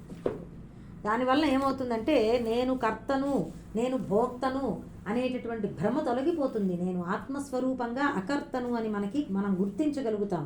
అకర్త అభోక్త ఆత్మ. కాబట్టి ఆ గుర్తింపు కలిగాక ఇక మనం చేసేటటువంటి కర్మలు ఫలితాలని ఇవ్వలేవు. చెప్పాను కదండి, కర్మ అకర్మ అయిపోతుంది ఎప్పుడు అంటే కర్తృత్వ భోక్తృత్వాలు లేనప్పుడు. అలాగా జ్ఞానము వలన మనకి కర్మలన్నీ కూడా కర్మలు అంటే కర్మ ఫలములండి, అవన్నీ భస్మం అయిపోతాయి అన్నమాట. చాలా చోట్ల కర్మ అన్న పదము అంటే కొన్ని చోట్ల కర్మ ఫలము అని కూడా మనకి మనం అర్థం చేసుకుంటూ ఉండాలి. ఆ కాంటెక్స్ట్ బట్టి, ఆ సందర్భాన్ని బట్టి తెలుసుకోవాలి. అది ఇక్కడ కేవలము ఒక అగ్ని ఎలా అయితే బాగా ప్రజ్వలిల్లుతున్నప్పుడు ఆ కట్టెలను కాలుస్తుందో అనేది కేవలము రూపకము అంటారు, మెటఫర్ అంటారు అన్నమాట అండి. అంతేగాని నిజంగా జ్ఞానం అనేది ఒక అగ్ని అని, అందులో కర్మలన్నీ దూలాలని అవన్నీ కాలిపోతున్నాయని అట్లా ఊహించుకోవద్దు. అది కాదు. అది కూడా చెప్పారండి భాష్యంలో. సాక్షాత్తు జ్ఞానం అంటే అగ్ని అని, కర్మలంటే కట్టెలని భావించద్దు. అది కేవలము ఒక రూపకము మాత్రమే అన్నారు. రూపకం అంటే మెటఫర్. కర్మలన్నీ నశిస్తాయి అన్నప్పుడు కూడా ప్రారబ్ధము తప్ప మనకి చెప్పుకున్నాను కర్మల గురించి ఒకసారి చెప్పాను. ఆగామి సంచిత ప్రారబ్ధ కర్మలు. సంచిత కర్మలంటే మనం పూర్వజన్మలలో చేసుకునేటటువంటి కర్మఫలాల రాశి. అందులో కొంత భాగం మనకి ఈ జన్మలో ప్రారబ్ధంగా తెలుస్తున్నది. ఆ ప్రారబ్ధము మాత్రము విడిచినటువంటి బాణము లాంటిది. అది అనుభవంతోనే పోతుందండి. ఈ జన్మలో అది ఆల్రెడీ ఒక విడిచేసినటువంటి బాణం ఎలా అయితే లక్ష్యాన్ని ఛేదించి తీరుతుందో అదేవిధంగా ప్రారబ్ధం అనేది మాత్రము మనకి అనుభవానికి తప్పక రావాలి, వస్తుంది. ఇక మిగిలినవి రెండు, ఒక్క నిమిషం, మిగిలినటువంటి సంచితం మొత్తము కూడా దగ్ధమైపోతుంది అని చెప్పారు. ఇక్కడ ప్రారబ్ధము తప్ప అన్న విషయం అర్థమైంది కదా. ఎందుకో అనేటటువంటిది, ఎందుకు ప్రారబ్ధము నశించదు అంటే వదిలిపెట్టిన బాణం లాంటిది. ఇంకొక్కటండి, ఎప్పుడైతే ప్రారబ్ధము తీరిపోతుందో తత్క్షణమే శరీరం పడిపోతుందండి. మన ప్రారబ్ధము ఎంతకాలం ఉంటుందో అంతకాలమే మనం జీవించి ఉంటాం. ఇప్పుడు జ్ఞానికి జ్ఞానము కలిగిన వెంటనే అన్ని కర్మలు దగ్ధమైపోయి ప్రారబ్ధం కూడా అయిపోయింది అనుకోండి, వెంటనే ఆయన ఇంకా శరీరంతో ఉండడు. అప్పుడు భయపడాల్సి వస్తుంది. జ్ఞానము కలగాలి అంటే అయిపోయింది నా పని అని అనుకుంటారు కదా, అట్లా కాదనమాట అండి.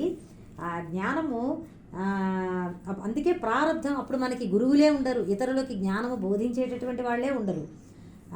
ఇన్ని ఉన్నాయి కాబట్టి ప్రారబ్ధము తప్ప మిగతా కర్మలన్నీ కూడా దగ్ధమైపోతాయి అని ఎందుకో చెప్పుకున్నాము కదా. దీనికి ఒక చిన్న ఉదాహరణ, మనం స్వప్నంలో మన వల్ల ఎన్నో కర్మలు జరుగుతాయి. మనం కలగంటున్నప్పుడు లేచాక మనకి తెలుస్తుంది అదంతా అవాస్తవము, నేను నిజానికి ఈ మంచం మీద పడుకుని ఉన్నాను అని మనకి తెలుస్తుంది.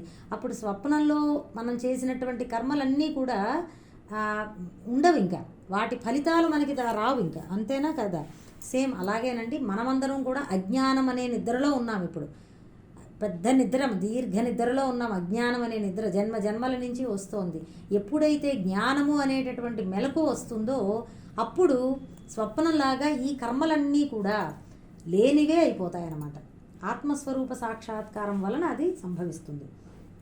ఇక్కడ ఇంకొకటి చాలా ముఖ్యమైనటువంటిది ఈ శ్లోకంలో, సమిద్ధ అగ్ని అని, బాగా ప్రజ్వలిస్తూ ఉన్నటువంటి అగ్ని అయి ఉండాలండి. చిన్న నిప్పురవ్వ వెలిగిస్తే దాని మీద మోపిడి కట్టెలేసామంటే అది ఆరిపోతుంది. అగ్ని బాగా ప్రజ్వలంగా వెలుగుతూ ఉండాలి, అప్పుడే ఏది వేసినా అందులో కాలిపోతాయి కదా, దూలాలు వేసినా కూడా. అలాగేనండి మన జ్ఞానము కూడా ఏదో కొంచెమో అరో కొరో మనం ఎన్నో పనులు పెట్టుకుని ఏదో ఒక టైంపాస్గా 101 పని, 100 పనులు అయ్యాక 101 పని మన జ్ఞానము సంపాదిద్దాం, మోక్షం సాధిద్దాము అని పెట్టుకున్నాం అనుకోండి, అది సరిపోదు. మనకి ఈ ఆత్మ జ్ఞానమే మనకి ప్రధాన లక్ష్యంగా ఉండాలి జీవితంలో. చాలా ముఖ్యమైనటువంటి ప్రారబ్ధం అనేది ఉంటుందండి. ప్రారబ్ధం వలన మనం అనుభవించాల్సినవి అవన్నీ నడుస్తూ ఉంటాయి, కానీ మనకి ముఖ్యమైనటువంటి లక్ష్యము మోక్షమే అయి ఉండాలి జీవితంలో. అది ఆత్మస్వరూప జ్ఞానము కూడా మనకి పూర్ణంగా ఉండాలి. ఏదో కొంచెం ఇక్కడ కొంచెం అక్కడ సగం సగం సాధన కేవలము శ్రవణమే చేస్తూ ఎప్పటికీ దాన్ని మననం చేసుకోకుండా దానిని నిధిధ్యాసలోకి మార్చుకోకుండా మనం ఉండిపోయాం అనుకోండి, అప్పుడు కూడా జ్ఞానము కేవలము బుక్కిష్ నాలెడ్జ్ అయిపోతుంది. అది అనుభవంలోకి మనకి రాదనమాట. అనుభవంగా మారాలి, అప్పుడే అది సమిద్ధ అగ్ని అవుతుంది. సాధకులకి ఇంకొకటి ఏమిటంటే, ఇది మనకి రావాలి అంటే జ్ఞాన సాధన ఎలా చేయాలి అంటే అభ్యాస వైరాగ్యాలు బాగా మనం పెంపొందించుకుంటూ ఉండాలండి. ఇంద్రియ నిగ్రహము, కామక్రోధములను జయించడము మొదలైనటువంటివి.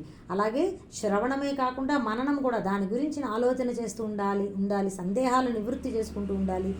అది మనకి అదే లోకమై ఉండాలండి. అది ఈ ఆత్మతత్వ విచారణ అనేటటువంటిది అదే లోకమై ఉండాలి మనకి. ఐ థింక్ ఎవరు దయచేసి ఏమి అనుకోవద్దు, చాలా మనందరికీ కూడా చాలా మటుకు ఏమిటంటే, చాలా శాతం ఏమిటంటే ఇది అలా లేదు.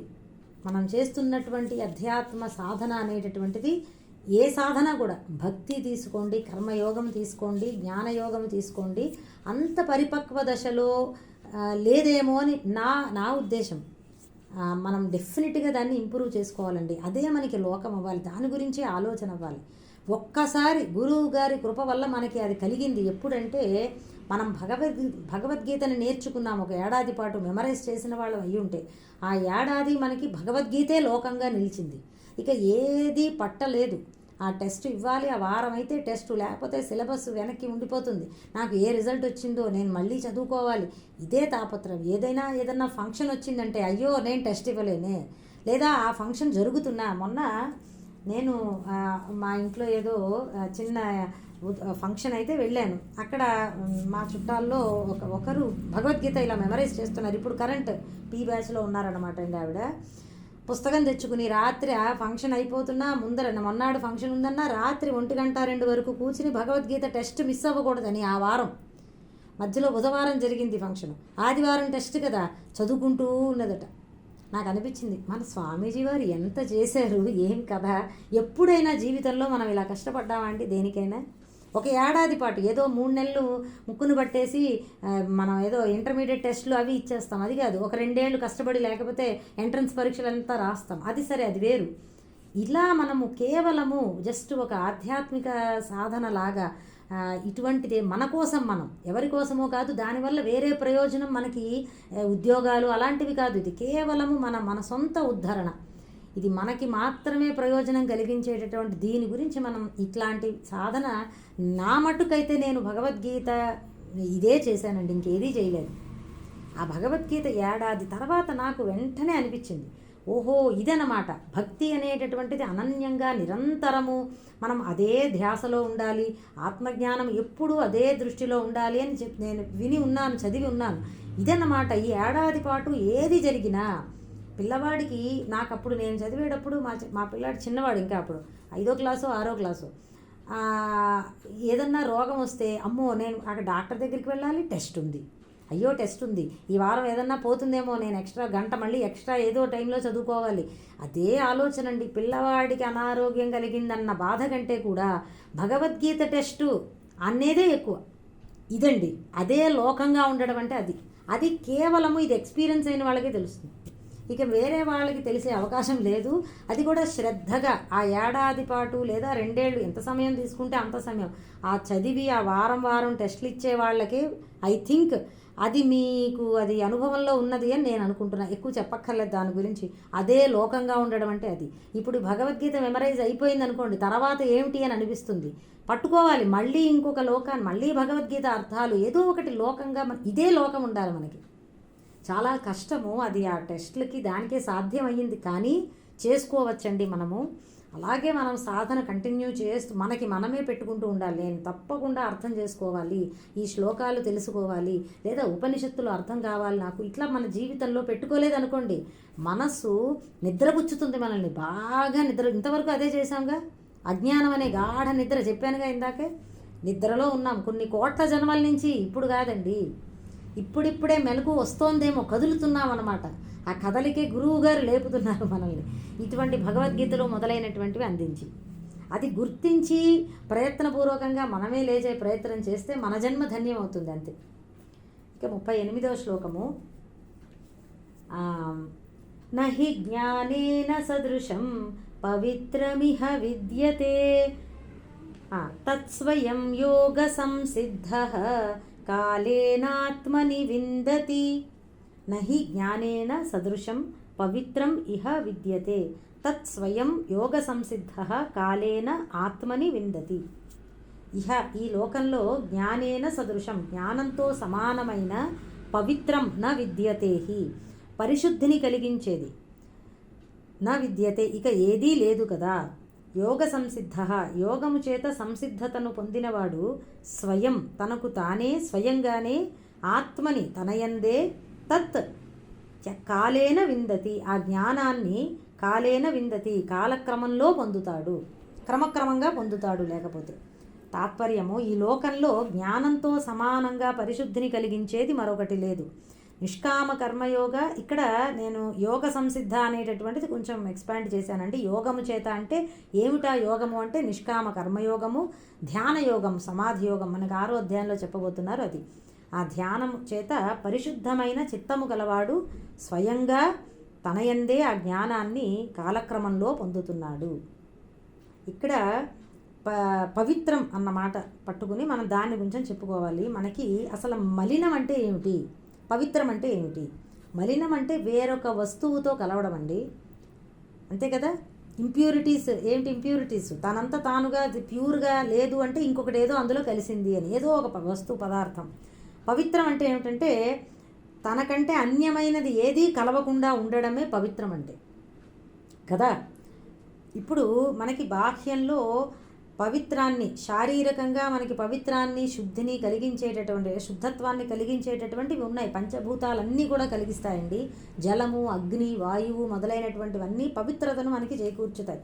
కానీ అలాగే సరే మానసిక పవిత్రత, మరి మానసిక పవిత్రత ఎలా సిద్ధిస్తుంది అంటే కర్మయోగాచరణ, భక్తి, సంకీర్తనలు, భక్తిలో సంకీర్తనలు, జపాలు, స్తోత్రాలు, పూజలు, వ్రతాలు మొదలైనటువంటివన్నీ కలిసి వస్తాయి. వీటన్నిటి వలన కర్మయోగాచరణ కూడా, వీటన్నిటి వలన మనకి దుష్ట సంస్కారాలు తొలగిపోతూ ఉంటాయి, రాగద్వేషాలు వదులుతూ ఉంటాయి అన్నమాట అండి. మానసిక పవిత్రత కేవలము శారీరక పవిత్రత కాదు సుమా, ఇక్కడ పవిత్రం అంటే రెండూను, మనస్సు శరీరము రెండూ పవిత్రంగా ఉండాలి.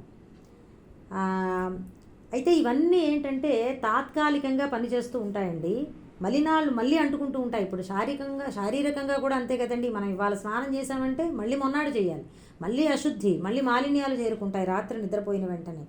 అదేవిధంగా మానసికంగా కూడా అంతేనండి. మనము ఇవాళ ఏదో ఒక పూజ ఏదో చేస్తే ఆనాటికి ఏదైనా పరిశుద్ధులు ఏమన్నా అపవిత్రతలు ఉంటే మనం శ్రద్ధగా చేసి ఉంటే కనుక పోతాయి. కానీ మళ్ళీ మొన్నాటికి మళ్ళీ వస్తాయి. ఎందుకంటే మనసు ఖాళీగా లేదు కదా, మళ్ళీ ఆలోచనలు చేస్తూ ఉంటుంది, మళ్ళీ వస్తూ ఉంటాయి. ఇది నిరంతరంగా మనం ఆ పవిత్రత కార్యక్రమాన్ని చేసుకుంటూనే ఉండాలి. అది ఎప్పటికీ మరి వదిలిపోతుంది? పూర్ణంగా ఎప్పుడు వదిలిపోతుంది అంటే జ్ఞానము వలన మాత్రమే ఆ అపవిత్రత తొలగిపోతుంది. ఎందుకు అంటేనండి, అసలైన అపవిత్రత ఏమిటండి మీరు ఆలోచించండి. మనకు ఉన్నటువంటి అసలైన అపరిశుద్ధం ఏమిటి? దేంతో తగులుకుని ఉన్నాం? మనం శరీరంతో తగులుకుని ఉన్నాం. నేను శరీరము అని అంటుకుని పెట్టుకుని ఉన్నాం. అదే కదా మాలిన్యం, మనకి మూలం అదే అనమాట. అందుకనే నేను ఆత్మను అనేటటువంటి జ్ఞానము ఏం చేస్తుందంటే మనకి నేను అంటిపెట్టుకుని లేను అని మనకి గుర్తిస్తుంది, మనకి గుర్తింపు తీసుకొస్తుంది. కాబట్టి అపవిత్రతలన్నీ పోతాయి. ఇంకా ఆత్మ దేనిని అంటట్లేదు. నిత్య శుద్ధ బుద్ధ ముక్త స్వభావం అని ఆత్మకి చెప్తారు. ఆత్మ గురించి శుద్ధము అని, దేనిని అంటుకోదు. ఎందుకు అంటే నిరాకారం. దేన్ని అంటుకుంటుంది? ఏదైనా రెండు వస్తువులు కనబడుతూనే ఉంటే అంటుకోవడం అనేది ఉంటుందండి. మనకి నిరాకారమైనటువంటి దాన్ని దేన్నైనా ఇది అంటుకుంటోందండి అని ఎలా నిరూపిస్తారు? ఎవరికి వాళ్ళు ఆలోచించాలి. చిన్న చిన్న విషయాలు ఇవన్నీ చాలా ఈజీగా అర్థమవుతాయండి. ఆకారం లేని దానికి అంటుకుంటోందో లేదో ఎలా చెప్పగలము? చూపించలేం కదా మనము. ఆకారం ఉంటే తెలుస్తుంది, అవునండి ఇదిగో ఇక్కడ తగులుతోందండి అని. చూపించలేము, ఆకారం లేదు. కాబట్టి ఆత్మ ఎప్పుడైతే నిరాకారమో అది శుద్ధము కూడా అవుతుంది. మనం ఆత్మస్వరూపులము. అప్పుడే ఆ జ్ఞానము మనకి కలిగినప్పుడు మనము పరిశుద్ధులుగా మనల్ని మనం గుర్తించుకోగలుగుతాం. ఇటువంటి జ్ఞానము పూర్ణంగా ఉదయించాలంటే ఏం చేయాలి? యోగ సంసిద్ధ అని అన్నారు. కాలేన అని 2 మాటలు చెప్పారు. యోగ సంసిద్ధ అంటే యోగము, ఇక్కడ యోగము అంటే కర్మయోగము, ధ్యానయోగము. వీటి ద్వారా సంసిద్ధత పొందాలి. సంసిద్ధత అంటే ఏంటంటేనండి జ్ఞానానికి యోగ్యత సాధించాలి. We should become eligible to receive that wisdom, to gain that enlightenment అనమాట. మనకి ఆ యోగ్యత పొందాలి. అదే జ్ఞాన సంసిద్ధుడు అంటే అది. కర్మయోగ ధ్యాన యోగాల, కర్మయోగం వలన నిర్మలం అవుతుంది, ధ్యానయోగం వలన నిశ్చలం అవుతుంది. ఈ రెండిటి వలన మనకి జ్ఞాన యోగ్యత లభిస్తుందన్నమాట. ఏమన్నారంటే కషాయే కర్మభి పక్వే తతో జ్ఞానం ప్రవర్తతే అని చెప్తారు. కషాయం అంటే మనం తాగే కషాయం కాదు సుమండి, రాగద్వేషాలు. ఆ రాగద్వేషాలు సత్కర్మల వలన నశిస్తాయి, అప్పుడే జ్ఞానం ఉదయిస్తుంది అని చెప్తారు, శాస్త్రం చెప్తుందన్నమాట. కాబట్టి ఈ అభ్యాసాలు మనం చెయ్యాలి. జ్ఞానయోగ కర్మయోగ ధ్యానయోగ అభ్యాసాలు. ఈ సంసిద్ధత, యోగ సంసిద్ధత అంటే అర్థమైంది కదా. కేవలము మనం ఒక ట్రైన్ టికెట్ కొనుక్కున్నాం అనుకోండి, ఎక్కి కూర్చోగలం అంతే. ప్రయాణం పూర్తయిపోలేదు. Ticket కొన్నంత మాత్రానే destination చేరిపోతామా? లేదు కదా. టికెట్ ఎక్కాలి, ప్రయాణం చెయ్యాలి, అప్పుడు కదా. టికెట్ తీసుకున్నాక ప్రయాణం చెయ్యాలి, ట్రైన్ ఎక్కి కూర్చుని అప్పుడు డెస్టినేషన్కి వెళ్తాం. అదేవిధంగా ఈ టికెట్ యోగ సంసిద్ధత, మనం జ్ఞానానికి అర్హత పొందడము ట్రైన్ టికెట్ కొనుక్కోవడం లాంటిది.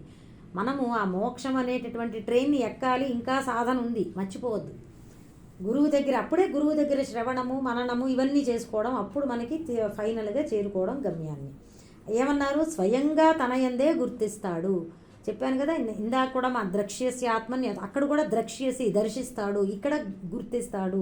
ఇవంతా చూసారా జ్ఞానపరమైనటువంటి జ్ఞాన సంబంధమైనటువంటి పదాలు అన్నమాట అండి. గుర్తించడమే జ్ఞానం. సంస్కరించబడినటువంటి బుద్ధి ద్వారా జ్ఞానము కలుగుతుంది. ఆ సంస్కారమే యోగము వలన మనకి వస్తుంది. కర్మయోగము, ధ్యానయోగం వలన సంస్కరింపబడింది అంటే ఇట్ ప్యూరిఫై అయింది అన్నమాట. ఏమన్నారంటే దృశ్యతేతు అగ్రేయా బుద్ధ్యా సూక్ష్మయా సూక్ష్మదర్శిభి. మన బుద్ధి సూక్ష్మం అవ్వాలి, షార్పెన్ అవ్వాలి, ఏకాగ్రం అవ్వాలి. సూక్ష్మం అవ్వాలి అంటే ఏకాగ్రం అండి, ఫోకస్ ఉండాలి బుద్ధికి. అలాగే అన్నీ ఏకాగ్రము నిర్మలము అవ్వాలి, ఆ ఏకాగ్రత కలగాలి. అప్పుడే ఆత్మతత్వాన్ని అందుకోగలుగుతుంది బుద్ధి. ఆ జ్ఞానం అప్పుడే సిద్ధిస్తుంది. దానికి కాలేన చాలా సమయం పడుతుంది అన్నారు. అది అంతకాలము కూడా మనం నిరంతరాయంగా ఆ సాధన చేస్తూనే ఉండాలి. ఏ సాధన అండి? ఆ యోగము, కర్మయోగ ధ్యానయోగ అభ్యాసాలు చేస్తూనే ఉండాలి. శ్రవణాదులు కూడా చేస్తూ ఉండాలి. జ్ఞానాన్ని సూటిగా జ్ఞానాన్ని అందించేటటువంటి ఆ శ్రవణాదులు గురువులు లభించిన వాళ్ళు అయ్యి ఉంటే కనుక. కానీ సమయం పడుతుంది అనేది మాత్రం గుర్తుపెట్టి, జన్మలు పట్టచ్చు. మనకి ఇదే చివరి జన్మ అయ్యి ఉంటే మన అదృష్టం కొద్దీ ఈ జన్మలోనే మనం పొందవచ్చు. నాకు అప్పుడే ఏమవుతుందిలే ఇట్లాంటి నీరసపు మాటలు ఎప్పుడు మాట్లాడకూడదండి. ఎందుకంటే మనకు ఏదైనా నిజంగా సాధించాలి అనుకుంటే మనం ఎంతైనా తెగించి సాధిస్తాం. ఇటువంటి విషయాల్లో మాత్రము పేలవంగా వేదాంతం మనకెప్పుడు రాసిపెట్టుంటే అప్పుడు, ఈ వేదాంతము ప్రారంభ విషయాల్లో ఉండాలి. మనకెప్పుడు రాసిపెట్టుంటే అప్పుడు అవి లభిస్తాయి. మనం మాత్రం ఈ జన్మే నాకు ఇంకా ఫైనల్ అన్నంత పట్టుదలగా చెయ్యాలి సాధన. మనకి రివర్స్ ఎప్పుడునండి, ప్రాపంచిక విషయాలలో ఎంతో పట్టుదల, భగవంతుడి సాధన విషయంలో తేల్చి వేదాంతం అప్పుడు వస్తుంది మనకి. అందరూ వేదాంతులే అవునా? మనందరం కూడా అంతే. ఏమోనండి నాకేం రాసి పెట్టుందో, ఎప్పుడు వస్తే అప్పుడు భగవంతుడి దయ, ఆయన కృప ఆయన దయ అని చెప్పి మనం మిగతావి వదిలిపెడుతున్నామా అండి? ఏది వదిలిపెట్టట్లేదు. ఏం వదిలిపెడుతున్నాం? కేవలము సాధన వదిలిపెట్టేస్తున్నాం. అదే మనల్ని మనం దిద్దుకోవాలి. ఈ మాటలు అంటే కఠినంగా వినడానికి అనిపిస్తాయి కానీ ఇవి నిజాలు కదా. సత్యం ఎప్పుడు అలాగే ఉంటుందండి. నేను కూడా చెప్పుకుంటున్నాను. ఎందుకంటే ఈ సాధన అప్పుడప్పుడు మనము ఆపేస్తూ ఉంటాం. మన వల్ల అవ్వదు, ఈ జన్మకి కాదేమోలే. మళ్ళీ మనం ధైర్యం తెచ్చుకోవాలి. ఈ జన్మే నాది, ఈ తర్వాత జన్మ ఎలా ఉంటుందో ఎవరు చెప్పగలరు? ఉన్నదాన్ని వదులుకుని లేనిదేదో పొందుదాం అనుకునేవాడు అవివేకి కదా. కాబట్టి ఎంత మనం ఆఖరి క్షణం వరకు ఎంత వీలైతే అంత సాధన చెయ్యడం, అది చక్కటి లక్షణం. అదండి సాధకుడికి ఉండవలసినటువంటి చక్కటి లక్షణం. అది ముందర అది ఉండాలి. అదిగో తర్వాత శ్లోకంలో చెప్తారు శ్రద్ధావాన్ అని చెప్పి. ఆ శ్రద్ధలో వస్తుంది అది. ఇక ఐ థింక్ ఇవాళకి అయిపోయింది. ఈ మిగతా జస్ట్ 3-4 శ్లోకాలు వీలైతే రేపు చెప్తానండి, లేకపోతే సోమవారం చెప్తాను. కొంచెము అన్ని వ్యవహారాల్లో కష్టం అవుతోంది ప్రతిరోజు మీనింగ్స్ చెప్పడం అనేది. ఎందుకంటే ఇదే ఏదో ఎప్పుడు చెప్తూనే ఉన్నది కదా అని వదిలిపెట్టడానికి లేదు కదండి. ఎప్పటికప్పుడు కొత్తగా భావాలు వస్తూనే ఉంటాయి. కాబట్టి మళ్ళీ ఎప్పటికప్పుడు అదే ఫస్ట్ టైం అన్నంత ఇదిగా నాకు ఇష్టం, అలా చెప్తాను నేను. కాబట్టి దానివల్ల కొంచెం ప్రతిరోజు దీనికే ఎక్కువ సమయం అవుతోంది. ప్రయత్నిస్తాను, తప్పకుండా రేపు చెప్పే ప్రయత్నం చేస్తాను. ఒకవేళ కుదరలేదంటే మనం సోమవారం చెప్పుకుందాము. ఒకరోజు ఇటు అటు అయినా ఐ థింక్ పర్వాలేదు అని నేను అనుకుంటున్నాను. సరే చాలండి వాళ్ళకి. సర్వం శ్రీ సద్గురు చరణారవిందార్పణమస్తు. జ్ఞానానందమయం దేవం నిర్మలస్ఫటికాకృతిం ఆధారం సర్వవిద్యానాం హయగ్రీవముపాస్మహే. ఒక్క విషయము, ఇది ఎలాగా ఈ ప్రిపరేషన్ ఎలా అవుతుంది అని చెప్పడానికి జస్ట్ మీకు తెలియడానికి చెప్తున్నానండి. ప్రారంభం రోజు తెల్లవారుజామున 5ంటికి లేచినప్పటి నుంచి నాకు తెలిసి టిఫిను భోజనాలు తప్ప మిగతా అంత టైము నేను ఇందులోనే ఉంటున్నానండి. ఇంకా నాకు వేరే ఏది పెట్టుకోవట్లే. ఉద్యోగాన్ని కూడా సెలవు పెట్టి మరీ ఇది చెప్పడం జరుగుతోంది. అంటే మళ్ళీ ఉద్యోగంలో జాయిన్ అవ్వాలి ఈ నెలే.